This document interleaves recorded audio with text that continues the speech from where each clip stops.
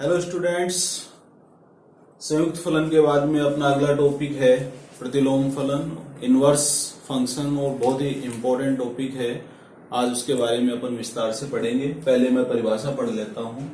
यदि f a से b के बीच यानी a से b में कोई प्रतिचित्रण है, मैपिंग है, फंक्शन है और एकेकी आच्छादक है, 1 1 on 2 है, तो f का प्रतिलोम फलन f इनवर्स समुच्चय B से समुच्चय A में परिभाषित होगा और ऐसा होगा कि B के प्रत्येक अवयव को A के अद्वितीय अवयव से जोड़ेगा।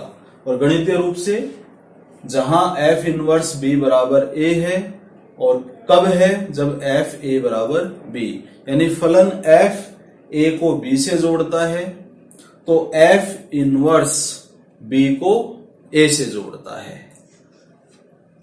फिर से इसको परिभाषित कर लेते हैं। प्रतिलोम फलन समुच्चय A से समुच्चय B में हमारा फलन f परिभाषित है और यह फलन एकेकी आच्छादक फलन है, तो f का प्रतिलोम फलन f इनवर्स B से A में परिभाषित होगा और ऐसा फलन होगा जो B के प्रत्येक अवयव को A के अद्वितीय अवयव से जोड़े। और वो जोड़े किस तरह से कि f इनवर्स B बराबर A होगा तो f A बराबर B होगा। तो यहां पर एक शब्द आपको ध्यान देना है, एकेकी आच्छादक। एकेकी आच्छादक होना, तो f इनवर्स के अस्तित्व के लिए यदि हमसे पूछा जाए कि अनिवार्य और पर्याप्त शर्त क्या है, तो f इनवर्स के अस्तित्व के लिए अनिवार्य और पर्याप्त शर्त केवल यही है कि f एकेकी आच्छादक होना चाहिए, सर्जेक्शन होना चाहिए। इसके बाद में यहां पर एक बात अपने को समझ लेनी है। दो शब्द है हमारे पास में, एक शब्द तो है प्रतिलोम फलन और दूसरा शब्द है प्रतिलोम अवयव, इनवर्स एलिमेंट। ये दोनों अलग अलग चीजें हैं, कई बार इनमें हम कंफ्यूज हो जाते हैं। प्रतिलोम फलन फलन का प्रतिलोम है और प्रतिलोम अवयव अवयव का प्रतिलोम है। तो प्रतिलोम अवयव का अस्तित्व हमेशा होता है, फलन चाहे एकेकी आच्छादक हो या न हो, प्रतिलोम अवयव का अस्तित्व रहेगा। जैसे मैं कहूं कि f(x) R से R में है, f(x) बराबर x स्क्वायर, तो x स्क्वायर यानी यहां से अवयव लिया और उसका वर्ग किया। अब R में मैंने लिया 0, तो f इनवर्स 0, 0 का प्रतिलोम कहलाएगा 0 ही हो जाएगा। यदि मैंने लिया 5, तो f इनवर्स 5 का मतलब आप लेंगे प्लस माइनस √5, क्योंकि प्लस माइनस √5, √5 का स्क्वायर करेंगे तो भी 5 आएगा, माइनस √5 का स्क्वायर करेंगे तो भी 5 आएगा। तो प्रतिलोम अवयव f इनवर्स 5 के 2 मान हैं। इसी तरह से यदि मैं f इनवर्स -5 निकालूंगा तो ये हो जाएगा 5, क्योंकि ऐसी कोई भी वास्तविक संख्या नहीं है जिसका वर्ग करने पर -5 आए। तो यहां अपने को स्पष्ट रखना है दिमाग में कि प्रतिलोम अवयव प्रत्येक स्थिति में होता है, क्योंकि ये अवयव का है। तो फलन आपका चाहे एकेकी आच्छादक हो, चाहे बहुएकी हो, चाहे अंतरक्षेपी हो, कोई फर्क नहीं पड़ेगा। प्रतिलोम प्रत्येक स्थिति में किसी भी अवयव का निकाला जा सकता है। प्रतिलोम अवयव एक हो सकता है, एक से अधिक हो सकते हैं, और यह भी हो सकता है कि प्रतिलोम अवयव का अस्तित्व नहीं हो, वह 5 हो। इसके बाद में हमने ये स्पष्ट कर लिया कि प्रतिलोम फलन क्या है। प्रतिलोम फलन के कुछ सामान्य गुणधर्म हैं, उनको अपन यहां समझ लेते हैं। परीक्षा में प्रतिलोम गुणधर्म फलन के गुणधर्म सिद्ध करने के लिए नहीं आते हैं, प्रश्न पूछा जाता है, उसका प्रतिलोम फलन आपसे ज्ञात करवाया जाता है, अवयव दिया जाता है, उसके प्रतिलोम अवयव निकालने पड़ते हैं। तो गुणधर्म के बारे में हम चर्चा कर लेते हैं। केवल पहला गुणधर्म है कि एफ इनवर्स भी एकैकी आच्छादक होता है, यानी एफ का प्रतिलोम फलन, क्योंकि एफ एकैकी आच्छादक है तो इसका प्रतिलोम फलन अस्तित्व में है, तो प्रतिलोम फलन जो है वो भी कैसा होगा, एकैकी आच्छादक होगा। पहली प्रॉपर्टी। दूसरी प्रॉपर्टी, एफ का प्रतिलोम, एफ का प्रतिलोम कैसा होता है, अद्वितीय, अद्वितीय होता है।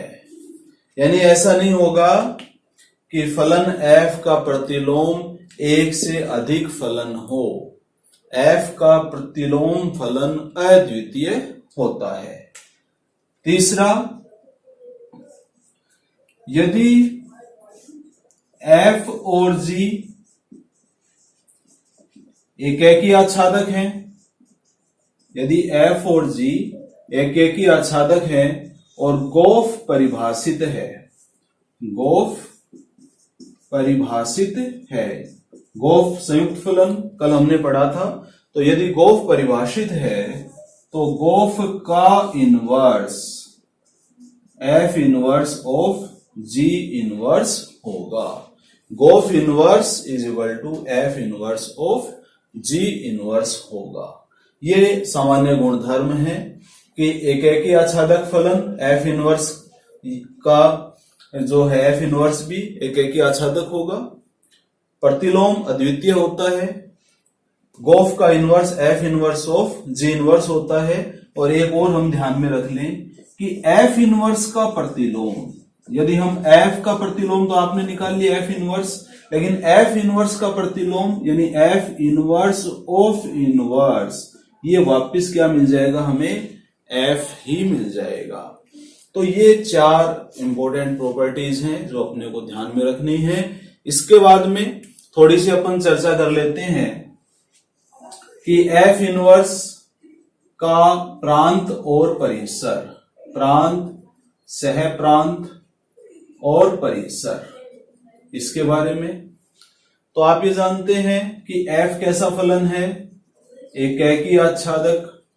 एफ एकैकी आच्छादक होता है, इसका मतलब आच्छादक जब होता है एफ कब होगा, जब परिसर किसके बराबर हो, सह प्रांत के। एफ को हमने परिभाषित किया ए से बी के लिए, एफ इनवर्स परिभाषित होगा बी से ए के लिए। तो यहां से हम ये कह सकते हैं कि एफ का प्रांत बराबर एफ इनवर्स का परिसर, और एफ का परिसर हो जाएगा एफ इनवर्स का प्रांत। यानी कि जो चीजें हैं वो उलट जाएंगी, जो प्रांत है वो परिसर बन जाएगा और जो परिसर है वो प्रांत। इसको हम यूं समझ सकते हैं कि A1, A2, A3 और ये B1, B2 और B3, और हमारा ये फलन है, ये समुच्चय A है और ये B है। तो जब हम प्रतिलोम लेंगे F इनवर्स, तो प्रतिलोम जब हम लेंगे तो प्रतिलोम उल्टा चलेगा, B1 से A1 जुड़ेगा, B2 से A2, B3 से A3। यानी F में आप क्या लिखेंगे, क्रमित युग्म A1 B1, A2 B2, A3 B3, जबकि F इनवर्स में आप क्या लिखेंगे, B1 A1 से जुड़ रहा है, B2 A2 से जुड़ रहा है, B3 A3 से जुड़ रहा है। तो देखने से स्पष्ट हो रहा है कि F के अंदर प्रांत है A1 A2 A3, F inverse में है B1 B2 B3। F के अंदर परिसर है B1 B2 B3, F inverse में जो परिसर है वो A1 A2 और A3। यानी कहने का अभिप्राय क्या है कि F का प्रांत F इनवर्स का परिसर बन गया, F का परिसर F इनवर्स का प्रांत बन गया। तो ये हमने मोटा मोटी जो इनवर्स फंक्शन से संबंधित बातें हैं उनका थोड़ा सा हमने दोहरान कर लिया है। अब अपन कुछ क्वेश्चंस ले लेंगे जिससे ये सारी चीजें स्पष्ट हो जाएंगी। तो क्वेश्चन ले लेते हैं इसके ऊपर आधारित। हाँ स्टूडेंट्स, क्वेश्चन लिया अपन ने कि r से r के बीच में एक फलन है, यानी वास्तविक फलन लिया है f(x) बराबर x³ - 3। तो सिद्ध करना है कि f इनवर्स एग्जिस्ट करेगा। दूसरी बात f इनवर्स को ज्ञात करना है। तीसरी बात f इनवर्स 24 और f इनवर्स 5 के मान ज्ञात करने हैं। ये जो मान है इन्हीं को कहेंगे हम प्रतिलोम अवयव, यानी 24 का प्रतिलोम अवयव आपको ज्ञात करना है, 5 का प्रतिलोम अवयव आपको ज्ञात करना है। तो सबसे पहले हम ये पार्ट लेंगे कि f इनवर्स विद्यमान होगा। तो f इनवर्स विद्यमान होने की शर्त लिखेंगे आप, विद्यमान होगा यदि f एकैकी है व आच्छादक है। f एकैकी है व f आच्छादक है, तभी f इनवर्स विद्यमान होगा। तो हम इसकी जांच कर लेते हैं दो भागों में। पहले हम जांच करेंगे कि f एकैकी है। तो एकैकी की जांच के लिए मैंने बताया था कि हम ये सिद्ध करेंगे कि f(x1) बराबर f(x2) है, तो आपको मिलता है x1 बराबर x2, यानी यदि इमेज बराबर है तो प्री इमेज भी बराबर होगी। तो माना f(x1) equal to f(x2), f(x) बराबर है x3 - 3 के, तो यहां हो जाएगा बराबर 3 से 3 कैंसिल हो गया, x1³ बराबर x2³ विषम घातें हैं, और जब विषम घातें आपस में बराबर होती है तो मान भी आपस में बराबर होते हैं। तो कहने का मतलब यदि f(x1) बराबर f(x2) है तो हमें मिल गया x1 बराबर x2। अतः हम कहेंगे f एकैकी है। आच्छादक की जांच कर लेते हैं। आच्छादक की जांच, तो इसके लिए माना B सह प्रांत का कोई अवयव है जिसका या जिसके लिए A प्रांत में एक अवयव है कि fa बराबर B। तो हमें ये शो करना पड़ेगा कि A को हम B के पदों में व्यक्त कर सकते हैं।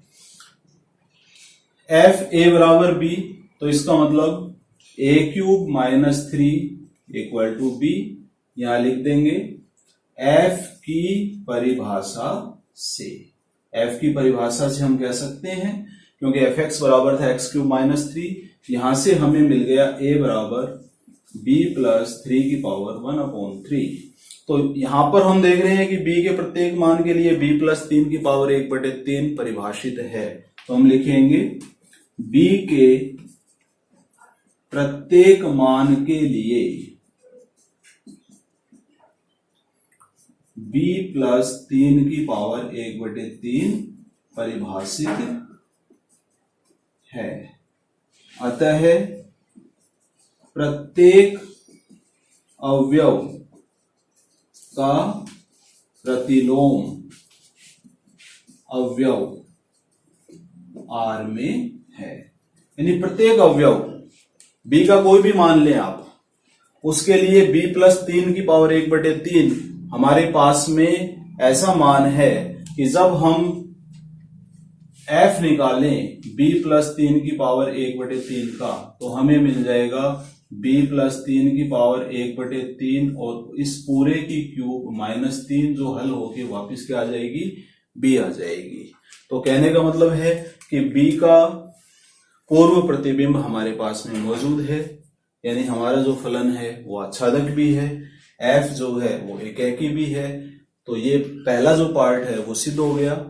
और हम कह सकते हैं कि एफ इनवर्स विद्यमान है। इसके बाद में इसका दूसरा पार्ट हम साथ के साथ ले लेते हैं और हम ये सिद्ध करेंगे कि एफ इनवर्स जो है उसका सूत्र क्या है। एफ इनवर्स का सूत्र याद करेंगे तो माना एफ का प्रतिलोम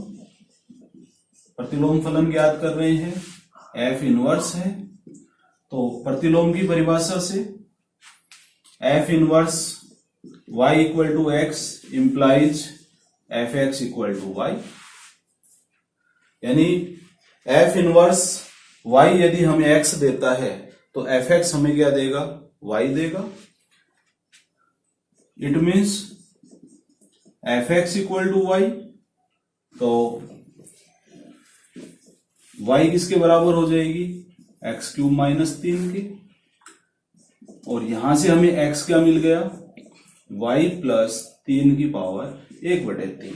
अब यहां से फिर से लिखते हैं हम कि f इनवर्स y बराबर x बराबर y प्लस 3 की पावर 1/3।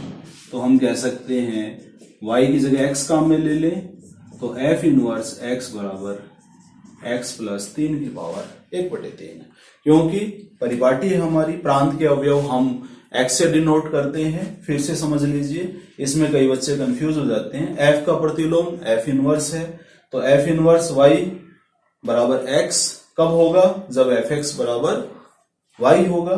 fx बराबर y, तो fx यहां से x माइनस x की पावर 3 माइनस 3, x की पावर 3 माइनस 3 बराबर y।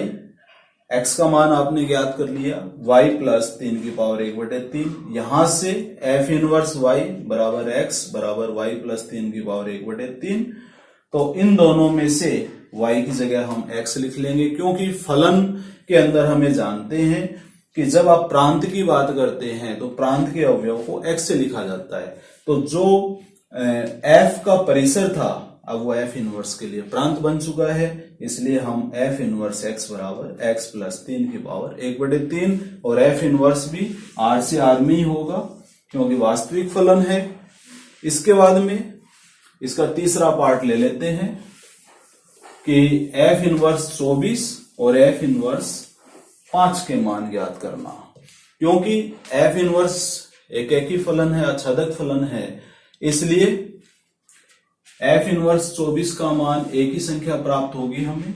अभी f इनवर्स 24 को आपने मान लिया जैसे कि ये a के बराबर है, तो इसका मतलब f a इक्वल टू 24, और इसका मतलब a cube minus 3 equal to 24। f की परिभाषा से a क्यूब हो गया हमारा 27, a हो गया हमारा 27 की पावर 1/3, और जो बराबर हो गई 3 के। इसी तरह से f इनवर्स 5 को भी मैंने मान लिया b के, तो f b बराबर 5 फलन की परिभाषा से, f की परिभाषा से ये हो गया 8, पहले 5 लिखेंगे और b हो गया 8, और 8 की पावर 1/3 यानी कि 2। तो स्टूडेंट्स, ये आज का अपना टॉपिक था। इनवर्स फंक्शन बेहद ही आसान है, आसानी से निकाल सकते हैं। 2 बार 3 बार वीडियो को देखेंगे पूरा समझ में आ जाएगा। चैनल को लाइक कीजिए, सब्सक्राइब कीजिए। इसके बाद में अपना जो अगला टॉपिक है वो बाइनरी कंपोजिशंस हैं, द्विआधारी संक्रियाएं हैं, उनको हम विस्तार से पढ़ेंगे, और उसी के साथ हमारा ये जो लेसन चल रहा है फलन का, ये पूरा हो जाएगा। कहीं कोई दिक्कत है आप कमेंट बॉक्स में अपना कमेंट लिख करके पूछ सकते हैं। धन्यवाद।